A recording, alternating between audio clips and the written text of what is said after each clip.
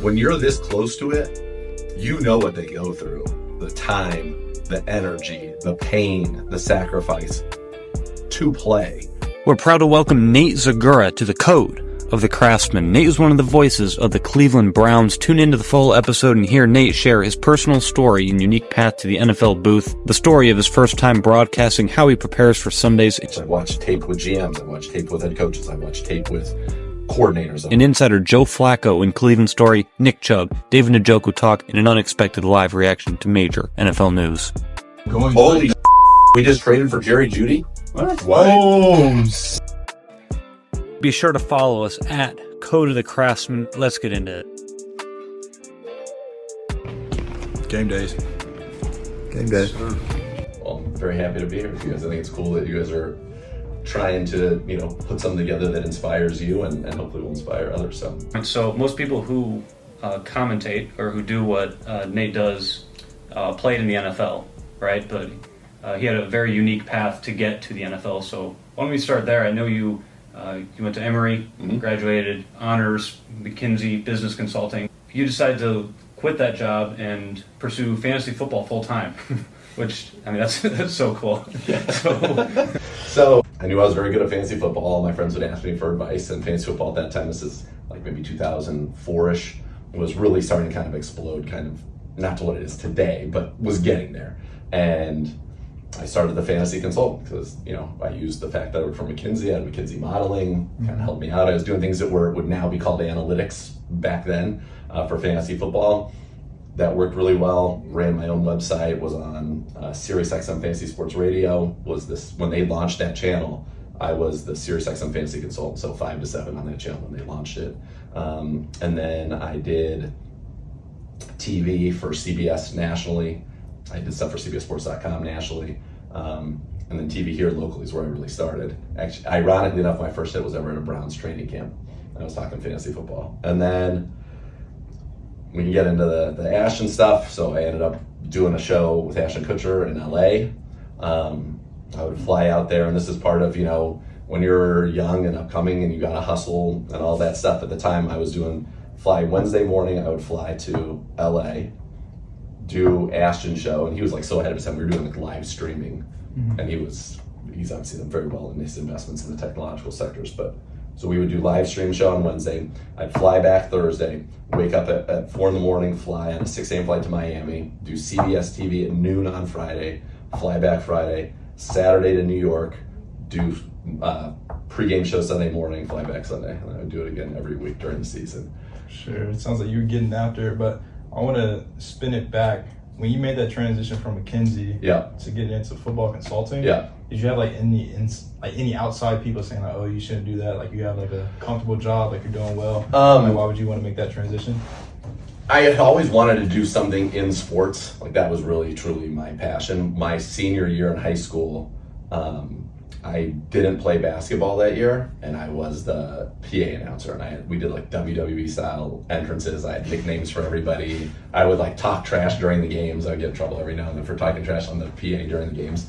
So I knew I wanted to be an announcer or a broadcaster. And in fact, when I got into fantasy, I was in a good spot in terms of had made some money, had great support from my family. My ex-wife and their family were very supportive of me, saying, just do what you want to do. And so all my friends, you should start a fantasy football website. So that's how it kind of came to be. And then, you had to get all ads in the magazine. Back then, everybody go get their fantasy football magazine. So you wanted to have an ad in there. And if you got an ad in there, then you got to be, and you had a website, you got to be in their expert drafts. And then people would see how you did. And so that's kind of where it grew from. I was lucky in the sense that I had a little bit of a safety net in the event that this did not work out, there were other things that I could do. And I knew that coming out of McKinsey, I would always be able to go back to that world if I needed to. But people were very supportive. And it just kind of all came together quickly. I started doing, a friend of mine, David Morris, knew somebody at KNR. Kenny Rhoda was at that time the afternoon drive guy. And he had me on for one segment to do fantasy, and people loved it. And so then they gave me my own show right after that. So I started doing that, and then Channel 19 found me from that. So I started doing Channel 19 here. And then from there, got to Sirius, knew about me. So then I got to Sirius, then I got to CBS, and then just kind of all in Ashton, and it all kind of snowballed. Yeah, taking a step back with fantasy football nowadays, especially with all it's really hard to make money off of fantasy consulting, especially nowadays, because if you go on Twitter, how many so-called fantasy experts you see out there. I was in at the right time for what I wanted to do in terms of having a subscription-based website, and so I don't think it would be very hard to do it now. The money would be made though, kind of where I was transitioning to. I was doing, national radio, and then I was doing national TV for fantasy. It wasn't so much. I didn't have subscribers anymore at that point when I went to CBS and stuff. So it was doing the TV shows and doing the radio. The media is how you got it, but only some people are gonna, get that far. But today I think it would be. Not, I want to say impossible. Anybody can accomplish what they want, but it would be the barriers to entry are so much higher than they were when I was doing it. A lot of people think they're. Everyone thinks they're a fantasy. Of course, expert, right? Of course, I was doing on my site. What kind of separated me was obviously the McKinsey background, the analytics and stuff like that, and I did everything on my site. Any keystroke, I wrote huge dissertations on every player, all of it, and I loved it. I was obsessed with it, but I had a model where I had the basic stuff, you got everything on there. I had a next level where I would do chats a few times a week where you could come in there and hit me with your questions in the chats, and then I had the real high level that I think I charged people back that day a couple $100, so they had to be serious and be playing for big money, and then they could just email me whenever. So I would sometimes go to sleep and I'd wake up and I'd have 600 emails, which was hard. It was very hard. But it was fun. It was fun. It was a grind, and it definitely taught me the preparation and some of the stuff that I did back then in terms of knowing everything about every player on every team, everything about every matchup coming up has helped me obviously in what I do now and some of the preparation that I do now. Transitioning from there, you were able to take what started as a startup fantasy business into being an NFL commentator, working for an NFL team. There's a lot of steps between there. I don't want to steal your thunder, but I know there's a lot that went into that. Yeah, I am the only person doing my job in the NFL who came from fantasy football, full stop. I'm the only person doing my job in the NFL that did not play or work in a front office, because Daniel Jeremiah did work as a scout and worked in the front office in the NFL. So it is a very unique path, and I have to give a lot of thanks to the Haslams for giving me the opportunity, to Jim Donovan for guiding me much as he has. And by the way, you're talking about popular guy. That's the most popular guy in Cleveland sports right there, and deservedly so. Jim Donovan is an unbelievable guy. And then I had so many players and coaches that I developed relationships with that helped teach me the game. I got to go in there and watch. I watched tape with GMs. I watched tape with head coaches. I watched tape with coordinators. I watched tape with position coaches. I watched tape with players just to have them teach me. And Joe Thomas has been invaluable, because I always had a pretty good idea from even fantasy days of watching the game and understanding past concepts and understanding those things, but to understand line play and run blocking concepts and why we're doing this and why we're doing that, Joe Thomas was invaluable. So it takes a village to get there, and it takes a lot of luck, and it also takes an ownership group that was willing to do something different. So what's that like? You're going into, obviously you had this level of knowledge of the game to do what you did, but then to go into an NFL film session with NFL players and coaches, what was that experience like? It was awesome, and I have a bunch of notebooks and stuff when I would go in there, because I went into it, my mindset was, I'm here to learn. I don't know anything. These are the experts, right? So I would just kind of ask questions. Say, okay, when we do, especially with pass coverages. So I got very close with our defensive back coach prior, Jeff Howard, and then now Brandon Lynch, and even our safety coach, Efren Banda. So now I understand a lot of our zone concepts and our coverages. What are the rules? And so now I've gotten to the point where I can go, and when we see a play, when something happens against us or we do something, I can go ask, all right, this is what I think happened. What actually happened on this play? And the percent that I'm right is going up. Certainly. I feel like that's a good point, because you said you're here to learn. Yeah. You have a great background to give take a lot of notes. Right, to give you credibility to say I can do this and I can come in immediately and produce. But I can tie it to my own experience. Ben could probably do the same. But within our own jobs right now, within corporate America, of course, which you've been in, is you have meetings with managers and they say, all right, what do you want out of this experience? I said, I'm here to learn and then produce. A lot of people would think like, oh, I want to produce, and then where's the learning coming from? So it's a good point, and that is a very good way to look at it that will serve you well, because ultimately you're always trying to grow your knowledge base, and you want, when I got this job, I knew that it was unique. And really the only reason I got it is Deke was retiring and Joe Thomas didn't want to do it.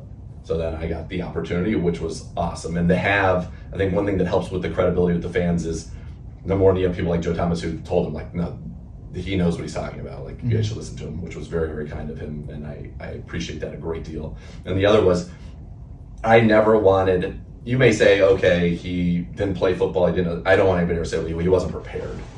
I put a lot of time in these are the boards that I do for the games. I put a lot of time in it. Playoffs. I put a lot of time in it every week to be prepared. So at least that if I can enhance the listening experience 1%, then I feel good about that for sure. Is that Joe Flacco's picture on there that I see? The Joe Flacco, he is on here. He's got a big section. I got it all color code. We can go through that later if you guys want. But yeah, right there, tied for most wild card wins of all time with 5. You can check those out. People, this is what it looks like preparation. Yeah, show them this side. This side, I don't know what happened right here. I'm very sad about this. This is a blemish on there. Some food got on our flight home. But so I'll have like red is the last game, blue's the season, black's career, and then green are fun facts that I want to get to. And then I kind of usually have on the right side here like an if something happened or a kind of a fact to watch. Like Kareem Hunt had a touchdown all 3 career playoff games, scored totally, scored again in this game. So that I can hit that when like that stuff comes up. So how do you even start putting that together? This is something that you do. You do that every week, obviously. Oh, yeah, what's the process for putting together your notes to prepare yourself for the game? I do it if a game Sunday. We'll call it Sunday game, like a typical week. Yeah. So Sunday's game ends. Monday I come in. I'll watch the film of that last game and make a bunch of notes. Tuesday, usually on the show, we'll kind of tie it up. That's where we do like after further review, we call it, and we wrap the bow on it. Wednesday mornings, I come in bright and early. That's when I'll get our media guide, their media guide for the week, and then I get the NFL research notes for the week. So I'll print all those out, and then I'll go through, what I have. The way that I like to do it on the front is I'll go through. So for us, the last game, and I'll write in our stats in red. Then I'll go our season stats, write those in blue, career stats in black. And then if there's anything that's like Jared Christian giving up 2 sacks in the last 6 games, he's been great. So Flacco throwing 5 tight end touchdowns in 5 games. So then I have little notes like that in green that are things that if they could come up, things that could, big facts. 3,290 days between playoff starts for Flacco, which was the 2nd longest streak ever. And that's a lot of stuff that'll be in the NFL research. And then you just kind of try to read whatever you can about the game, get some tips. I'll talk to somebody from the other team usually and say, okay, I put the snap counts down so I have an idea who played the week before, how well they did, what they're doing, how their roles are evolving. And then I have one that is of the analytics, all the stuff they do. So what percentage of plays do they blitz? What percentage of plays do they blitz on? How often do they blitz on 3rd down? What percentage do they play single high? What percentage do they play split zone? What percentage do they play zone? What percentage do they play man? All of that stuff, so that I have a pretty full picture. So I would know all that stuff going in, talk to our coaches about it. Okay, how are we going to attack this? Are we going to double Nico Collins? And I'm like, no, we're playing straight up man. Like, really? Okay, all right. And done it this year. He was quite good in that game. But that's all the little stuff. And so throughout the week, as I said, I feel very lucky. I have an open door with a lot of our coaches that I can walk in and say, hey, I have a question. Okay, this is what they do. How are we going to attack it? How are we going to try to stop it? How are we going to all of that? So I have that kind of in when it comes to be, then I can say it. Like the best play of the year, in my opinion, this year was when Miles jumped over the line against the guy on Indy. I was there. It's awesome. You were there. You got a good picture. You got a good picture of me. Bubba Ventrone, our special teams coordinator, who was with Indy, he would come in our studio. He and I got along pretty well. He played for the Browns. He's an awesome dude. He would come into our studio after he did his press conference every week and be like, all right, how'd I do? Like, give me some notes. And then we would kind of like BS a little bit. And he's like, we're blocking a kick this week. And the crazy thing was, I said back to him, not knowing anything, the other thing that I also have access to that I should say is I watch our practice tape. So I have a pretty good idea of like when we're going to run something crazy, what that pre-snap looks like. So I can be like, okay, this is coming. You know, I'll hit like that. I'm like, okay, we have a trick play where we're going to do this. If I see it, I'll let you know coming in this week. So stuff like that. But the special teams and the field goal block stuff I didn't watch. So I said to him, I was like, have we ever thought about like using Miles? This is a true story. Have you ever thought about using Miles? He said he blocked 9 kicks, I think, one year in high school, which was a Texas record. And he looked at me kind of like, he's like, we're going to block a kick this week. And I was like, okay. So he leaves. I was like, dude, you heard that?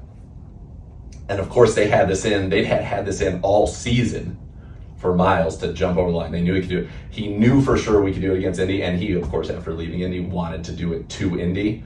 Our assistant special teams coach, Steve Brown, was telling me the story. So they called that one, but then I had that. So in the broadcast, after he does it, I'm like, he came into our studio and called his shot right there, and we got that block, which was incredible. So it's the things like that. And, you know, to me, like, this is stuff that I can do on my own in isolation, some of it, but then the real work comes from building the relationships and being able to get access to information that other people could not have. So then I can then share that with the audience. It takes all day Wednesday, and then some Thursday, some Friday. I would say probably to go for one game is probably all told, if you take like the film watching, the talking to people that know all of it, for 1 3-hour broadcast is probably 15 to 18 hours of prep. It's all controllable too. Yeah, I assume that you can control. Yeah, and I will say it as a avid listener a regular listener of the broadcast, like it definitely shows in the broadcast because, you know, usually especially like in the national games where you get the national commentators, it's just a different level of analysis that you get with the Browns. Instead of kind of focusing on the normal media, focusing on just like players and marketing the players to the common fan, which there's nothing wrong with that. Right, yeah. But there's, you know, you watch a Browns game and you tune into the Zegura and Donovan broadcast. You know, you're getting just such a sense of like, who's in the game, what the schemes are, the adjustments. The last time they ran this play, the other team we did this, and now we, you know, like you get. Yeah, that's my goal, because I can't just say, oh well, I was a player. So sometimes when you are a player, you can just kind of say, well, this is what it is, and it's just that easy. Mm-hmm. I try to explain it more from, if I was watching a game and I'm really into football, what would I want to know about why that play worked? Mm-hmm. Jim's telling you what happened. I'm trying to tell you why. Right. Yeah, and something that we like to talk about on the Code of the Craftsman is how, you know, it's bigger than just football or whatever your craft is. So like me personally, I'm always going to have those memories like of going to my grandparents' house. You know, we turn on the old 1960s radio that they have that my grandpa refuses to replace, and we tune in to 8:50 a.m., you know, and listen to Zegura, listen to Jim Donovan on the radio. You know, you're always going to have those memories. So yeah, well, I'm sure you get that a lot. But no, it's insane to me, right? Like this is what I actually get to do for a living, and in this city, you know, we talked about at the beginning. This city, I grew up in the San Francisco Bay Area. I had, you know, Joe Montana. I saw the Niners win. You know, by the time I graduated from high school, they'd won 5 Super Bowls in my lifetime. It was awesome, and I want that for Cleveland so badly. But I always tell people, Bernie Kosar is more popular in Cleveland than Joe Montana is in the Bay Area, because this is how much it means to people here. And you know, this season, while you know the end was tough, was such a magical ride, and it was so many seasons in one. And you know, you talk about it kind of in the craft, I had such a unique season personally because, you know, and thank God Jim is, you know, beating cancer and got to ring the bell, and when he came back in Pittsburgh was one of the most emotional things I've ever been a part of in my life. Yeah, everyone I think had chills. You know, he walked in, smashed the guitar before the game on the field. We were crying. What a great way to introduce a game. Nick Chubb was there too. We couldn't lose. No. We did it. Yeah, Nick was Jamal Chubb.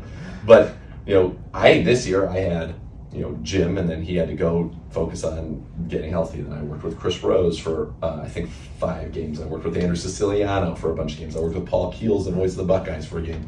I worked with Tom McCarthy for a game. I worked with Jeff Phelps for a game. So I had a stretch in the middle of the season where I think it was 9 straight games where I didn't work with the same person 2 games in a row. And one of the things about when you're in the booth is, to try to be able to be adaptable to everybody's style was a challenge, but it was really cool because when it's Jim and I now, we're just in such a good groove. It just flows so easy, but you move, you get somebody else with a different style, and having to adapt to that, which in many ways was like the Browns season, right? 5 quarterbacks. Right. You have to adapt to a different quarterback style, different quarterback play, all of it. So it was kind of interesting in that regard. But I love it, man. I really feel so lucky to get to do it. And funny thing going all the way back is in 2017 we went to London, and Doug Deacon got sick right before we went to London, like right before. So they needed somebody to fill in. So they told me basically on the plane to London, like, hey, you're gonna do this. You're up. So I was like, okay. And mind you, other than doing PA announcing for my high school basketball, I never called a game at any level. So I was going to make my debut calling a game in the National Football League, which I don't know if that's ever happened before. I'm pretty sure. There's a primetime, probably not. International primetime game playing the Vikings, I believe. Vikings. We didn't have a booth. We were in the crowd. We didn't have monitors, but it went really well. And people were like, oh, okay, maybe he could do this. Now, it took me from that point 5 years to get an opportunity to do it again. But from that moment, like, I knew for sure that's what I wanted to do. So something you touched on is that you said, I can't believe this is, what I'm doing. It's almost like living out your dream, right? So for sure. You're doing all these cool things, and going off that, I have something. Okay. Well, two parts. So we talked about this. Yeah. This picture. Yeah. This is when I tell you that Browns fans they're on another level. They're the best, most passionate, dedicated fans in the world. So for those who can't see, we were talking about how when the Browns played the Colts this year, how we saw each other there. This is something I'd never seen before. So my dad and I, we're crazy. We get there every game we get to when the gates open at 11. We love seeing the players warm up and stretch and do their thing, right? There was a lot to watch in the warm-ups of that particular game. Yes, right. I remember, we didn't know who was starting at quarterback that game, but there were a couple of kids out there that had a flag, a Browns flag, and the players were coming out signing it, and Nate comes out and signing it as well, so it's not very often, where one of the commentators is signing, like, it's the players, that Browns flag, like, those fans have, You would be surprised. The first time somebody asked me to sign an autograph from a Browns thing, I was like, really? It happens a lot.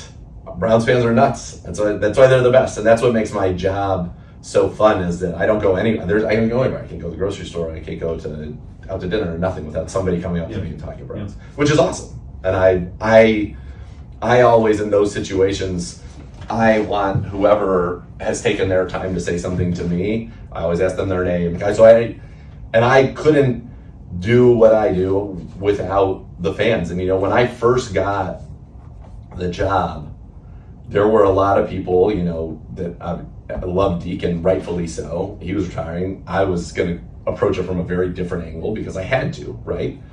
I don't think were all that into me getting to do it at first. And now you fast forward 2 years later, and it's so positive. And I couldn't have done that without their support. And I think I had to. And I think there's nothing wrong with that. You have to earn that trust, and you have to earn that respect from your audience to be able to do anything meaningful. Because if you don't have it, doesn't matter how good you are. If people don't like you, you're not going to get to do it for very long. For sure. If you're looking into hindsight, Nate, to where like you're doing stuff that you used to dream about, as Ben had commented, do you feel like you've made it? If not, what is it that you're still seeking? Definitely don't feel like I made it. I want to be, regarded as one of the best at what I do. That would be something, the respect of my peers. And I actually had kind of a crazy moment at the Combine. Daniel Jeremiah, who I interviewed him for the draft, but he also does what I do for the church. He's like, I listen to your games, like, you did a really great job. And I was like, wow, Thank you. And I told him, which was true, and I listened to some of the games he did because I wanted to hear how somebody else who was not an NFL player, although he played in college and all, he was a football player for sure, but just kind of how he approached it a little bit as kind of like a guardrail for the way I did it. So, the respect of your peers you want. I want Jim Donovan to think I'm really good. That's probably the most important thing to me is he's the best. It's his show. I want him to think I'm good and know that I, know my role. And, I don't know if you guys remember the first game that I really did was Carolina. And I made like a little sound after the 58. I was like, ah! Or whatever it was. We all did that. Yeah. And, but now I'm real good. No sounds on any of the touchdown calls or anything like that. And then the other thing is that someday I think naturally I would love to be able to do play-by-play too, because I think that's very, very fun. And that's kind of probably more traditionally what I would be able to, the ceiling on what I can do as an analyst. Like CBS would never hire me to be an analyst. I just don't think that would ever happen, regardless of how good I was. So if I ever want to get into a bigger stratosphere, I think that's what I have to do. But to be perfectly honest with you, if you said this is the last job I'll ever have, I would be thrilled. I would be completely content with that.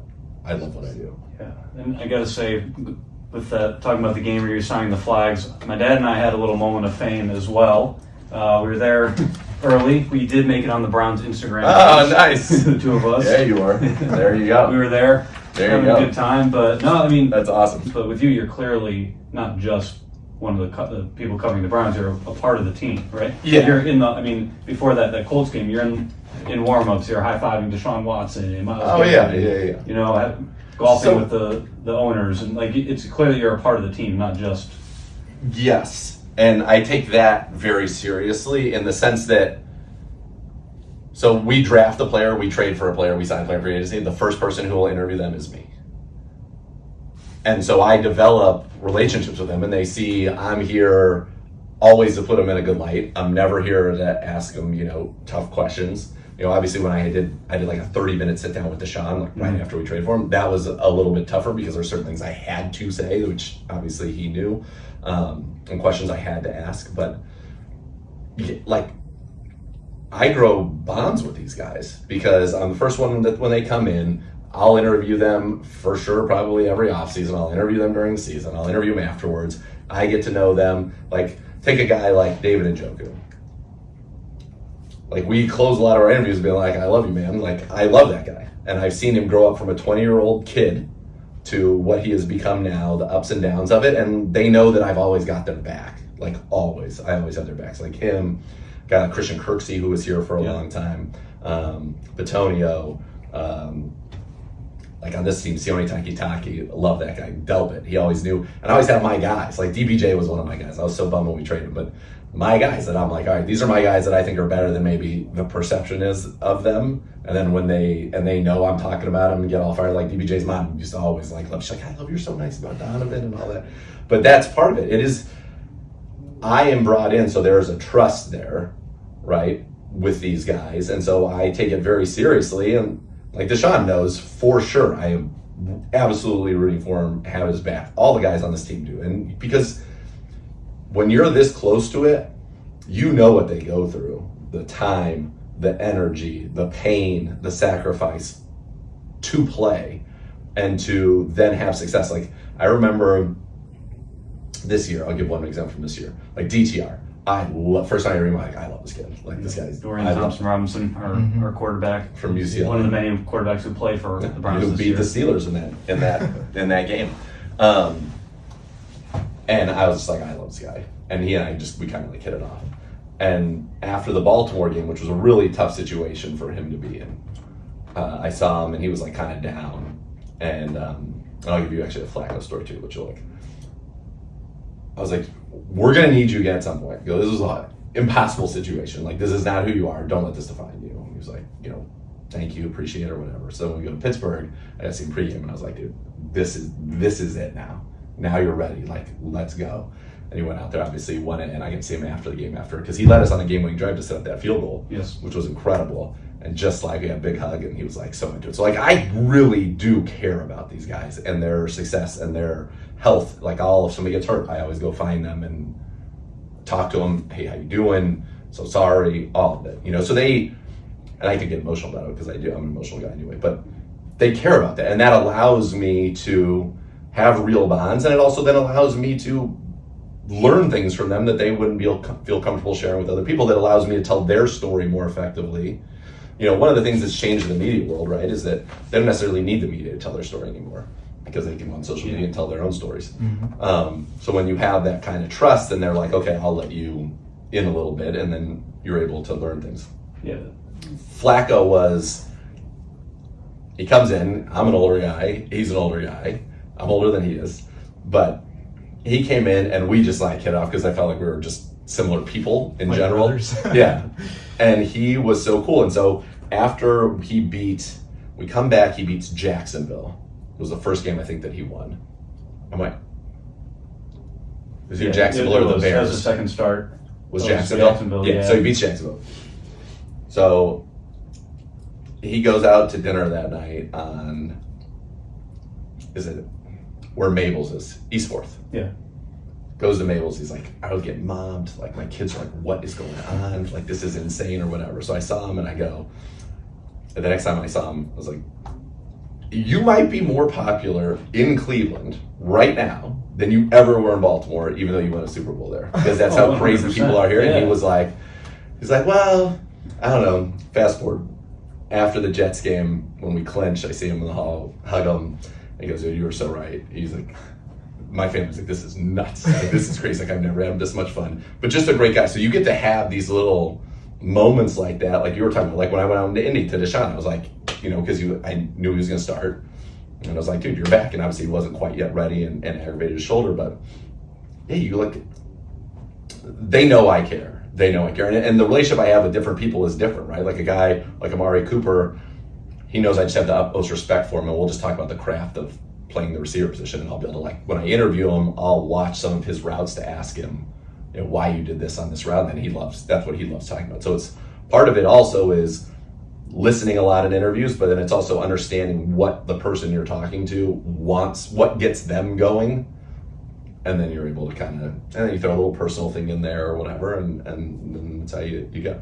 Elijah Moore, definitely one of my guys. I'm excited for him. Oh, yeah. He's going to be a beast. With that in mind, so, I mean, you're being on the inside. I can't imagine what your experience is like watching a game, because me, I mean, people know I'm a pretty, you know, rational, normal person, but when I'm watching a Browns game, I'm a complete psycho. Right? Yeah, so, and like that's why I'm not in the NFL or involved in the NFL because of that. But so me, I don't even know. I mean, you feel like you know the players because you follow them, you hear their story, and you watch them, and you tune in. But I don't actually know them. So, and it's like when I watched Nick Chubb get hurt week 2, I want to cry because at first from the booth, I was with Chris Rose, and Chris Rose, Cleveland guy. His dream was always to call a Browns game. He gets to call a Browns game. The first play of that game was a pick 6. So the first play he ever called for the Cleveland Browns in his dream was a pick 6 for the Steelers. And then Nick Chubb gets hurt in that game.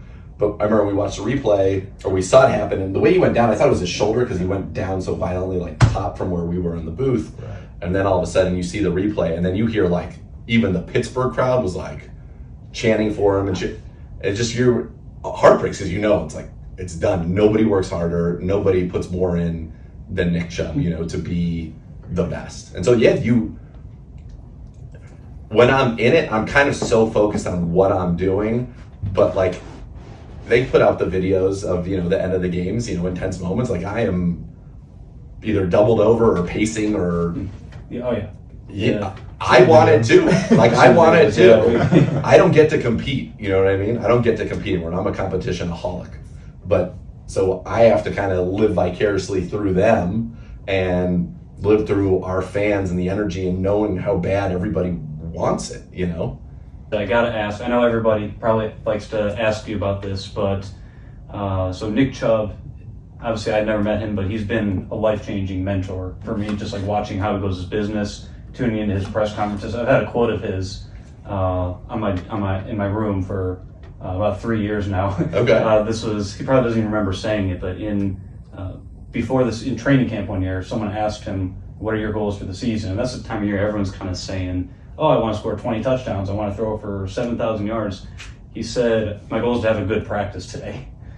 Yeah. And that's something, that I've, I've kind of gone back to, if things are stressful with or college golf or school or finding a job or anything, you see that and it's like, okay, just go have a good practice today. It kind of centers you. So it's kind of like in golf though, right? You can go out there and be like, well, I want to shoot 60, 90. You got to worry about this shot and then worry about the next shot when it comes. Yeah, and I'm sure everybody asks this. Obviously, there's a lot of uncertainty with the contract and everything going on, but do you mind sharing just a little bit about what he means to the team, not just as a player, but as a person? He is, in many ways, kind of, I would say Kareem, especially when he came in last year and then even years ago, kind of was more like a heart and soul of the team type of a guy, whereas like Nick Chubb was like the backbone, the consciousness of the team, right? Like he was the example of what, like Kevin Spacey said, if I got 53 Nick Chubbs, we would never lose. All about the work, all about the team sacrificing. I remember the year 2019, maybe 2018 or 2019. We went to Baltimore in it was Freddie Kitchens' year, so 2019. And in week 4, we went to Baltimore and we like smoked them. And Chubb had, I think, 165 yards and 3 touchdowns, something like that. He was mic'd up for the game. He didn't say a word until I think Lamar threw a pick late with 15 seconds left, and it was clearly over. That's the first time he said anything on the sideline. Like he's just there to be the best. Locked in. He's completely locked in, and he works. Nobody works harder. Obviously, a horrific injury. I mean, it was so bad. Obviously, he had surgeries in 2 waves. But you talk to our doctors. If anybody can come back from it, Nick Chubb will be the one to come back. Full speed and ahead of schedule. He's incredible. And the thing that was so wild is he was such a constant, such a rock that you could always count on. But I think when he came out there, and came out before the Pittsburgh game, we came out and did the guitar smash, the Pat Emma for the Jets. It was the coolest thing. Electric. I told our chief marketing officer, I'm like, I don't know how you're going to top Donovan coming back from being cancer and smashing guitar against the Steelers. Everybody's not dry in the house. And then Nick Chubb coming out and doing it against the Jets. I was like, you have to retire the guitar smashes because where are you going to go from here? I think he does have to. Yeah, it's going to be tough to match those. Nick Chubb, if you're watching this, Ben Cowan is probably a Briggs fan. I think everyone is. He is awesome. He's probably the most popular guy. They'll figure it out. He should stay a Cleveland Brown for forever. Yeah, I think he should run for mayor too when he retires too. He could win. I don't know if he wants the headache of what would come along with that, but I think he would win. I don't think there's any doubt. Well, Jay, do you want to ask the ceremonial final question? Oh man, all right. So Nate, we always ask our guests at the end, what does being a Craftsman mean to you? All right, good. By the way, I like that you guys have an end question because when I interview a player or a coach or anybody for the first time, I always end with a question too, which is my question to them is, what is something you want, our fans, when they see you on the field or they see you on the sidelines, what is something you want our fans to know about you that may or may not have anything to do with football, but just something when they see, that name on the back of your jersey, what do you want them to be thinking about? So what does a Craftsman mean to me? Someone who cares, someone who is passionate, someone who is willing to put in the work to be as good as they're capable of being at their craft, and somebody who's not afraid to ask questions, somebody who's not afraid to know that what they don't know, because I think that's so helpful. Like I could have been, I've been around football, but that would be a disservice to myself, and it would be a disservice to our audience, more importantly. So I think a Craftsman is somebody that is willing to do the work and to understand that you're constantly growing and evolving too. That, Kevin Stefanski always says in the offseason, if we're not changing anything, if we're staying still, we're moving backwards. Mm-hmm. And so I think to be a true Craftsman, you have to always be trying to get better at what it is you do. And that's one of the hard things in my business, honestly, is because I'll always be like, at the gym, I'll be like, what can I do better? What can I do better? I was like, you're doing great. Yeah, but that doesn't help me. Right, there's got to be something I can be doing. I'm not perfect. But trying to seek that kind of stuff out. So I think it's just constantly, being a Craftsman is something that never stops, right? It's something that probably is, it's for life that you've got to to try to do that. And that's what we pinpoint too, because we say we decode the art of mastering your craft. Not saying like, oh, by the end of your life you're going to be fully mastered everything, but you're going to be pretty darn close. Just I think to how you approach day to day. And I think your craft probably changes, right? What people want out of it might change, and so then you have to change your approach, perhaps. But this is, this is really a cool opportunity for us to get to do this. We really appreciate you coming in. And I think that does also say a lot about you and being a craftsman, the fact that you're willing to do this. So we really, really do. My pleasure. I think it's cool that you guys are doing it. I think for, anybody who's watching that wants to, I'll speak for like broadcasting, is just be yourself. You can obviously be yourself, like the volume turned up a little bit, and depending on what type of broadcasting you're doing, and just have fun with it, because people enjoy listening to, or they can tell when somebody's having fun and enjoying themselves, and it kind of makes you enjoy, even though maybe subconsciously, right?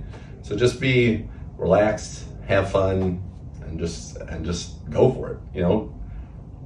I would have been told, if I said 20 years ago or 15 years ago, this will be my 12th season with the Browns, so 12 years ago when I started the Browns, so like at the end of this, I want to be the color commentator for the Cleveland Browns. I'd be like, okay, that's great. That's not going to happen, right? And especially, we didn't even get into it, but I had my issue on sidelines, to have like the ownership stand by me and all of that, like, was really awesome. But you can, if you work hard enough, and you have to have some natural talent, right? Like you guys are both excellent golfers.